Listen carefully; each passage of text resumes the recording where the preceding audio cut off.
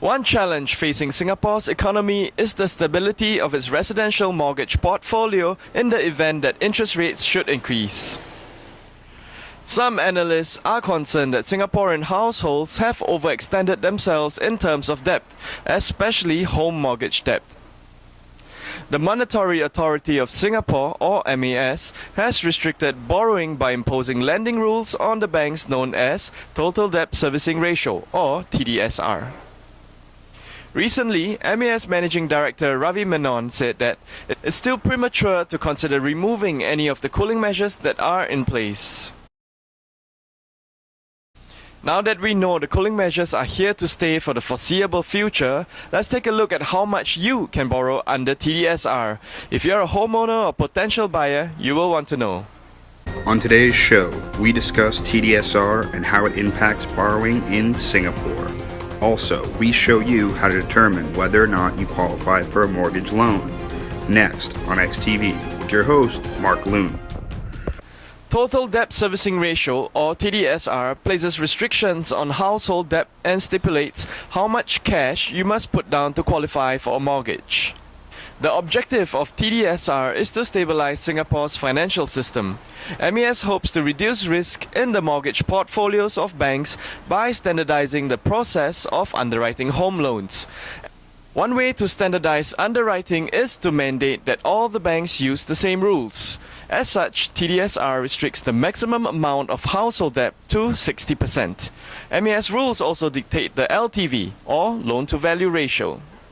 For example, a LTV of 80% means that for a $1 million property, a buyer puts down $200,000 in cash and borrows $800,000. How has TDSR impacted the mortgage market? To answer this, SRX Property has put together a TDSR guide. Let's take a closer look at the table to get a sense of how much each income bracket can borrow. If you are in the 1 to 10th resident income percentile, if your average household income is $1,775, your max loan amount is $106,367. This translates to a max purchase price of $132,959. You are eligible to purchase a 3-room BTO in a non-mature estate. As we move into a higher income bracket, the borrower has more options and the TDSR rules diverge for HDB and private loans. For example, if your household earns $6,863 per month on average, you are in the 31st to 40th income percentile.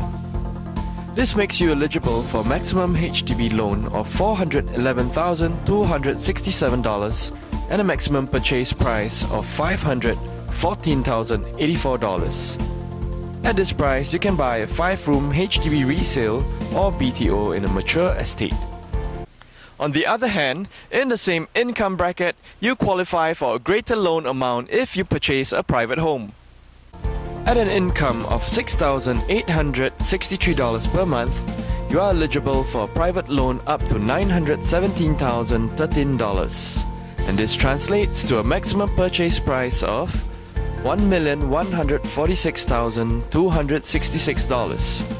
With this type of loan and purchase price, you can buy a 3-room condo in the outside central region.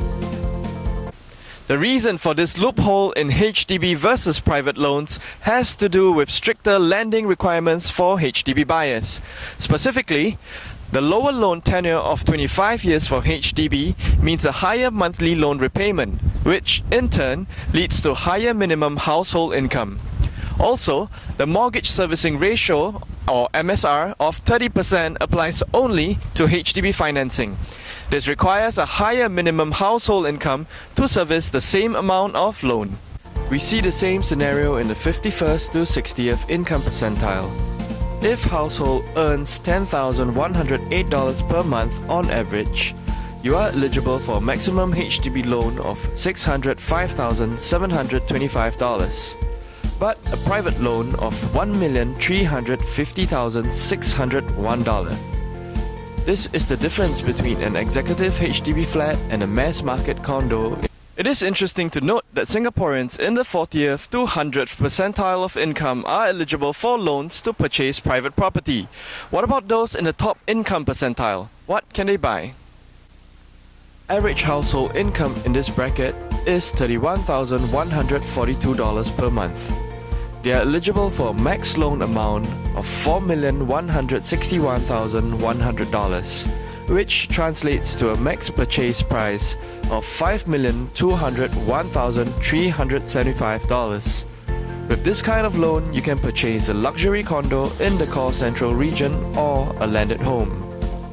Now, what about your situation? It's fast and easy to calculate how much you can borrow under the TDSR rules by using SRX Properties TDSR calculator. SRX provides a TDSR mortgage calculator at the bottom of every property tracker page and listing page on srx.com.sg or stproperty.sg. Let's assume you want to purchase a unit at the Pinnacle at Duxton for $1 million. Enter into the mortgage calculator $1 million in the section labeled Property Price. At this amount, you can see that the average monthly household income required is $13,349. The estimated monthly payment is $3,199. You change the amount of years to pay back the loan from 25 to 20, for instance, which increases the monthly payments and average monthly household income needed. If you have any outstanding credit card debt or car loans, add this amount to your monthly payments estimate. For more information on TDSR and mortgages, check out these resources from srx.com.sg.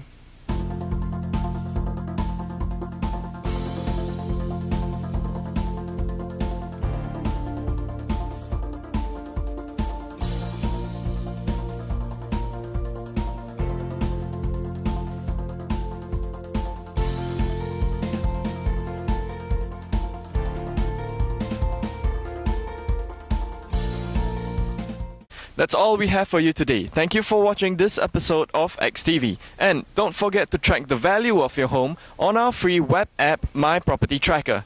Join us next week when we break down the rental market by income segment and show you just how much it costs to rent different types of properties in Singapore. I'm Mark Loon. Have a good day.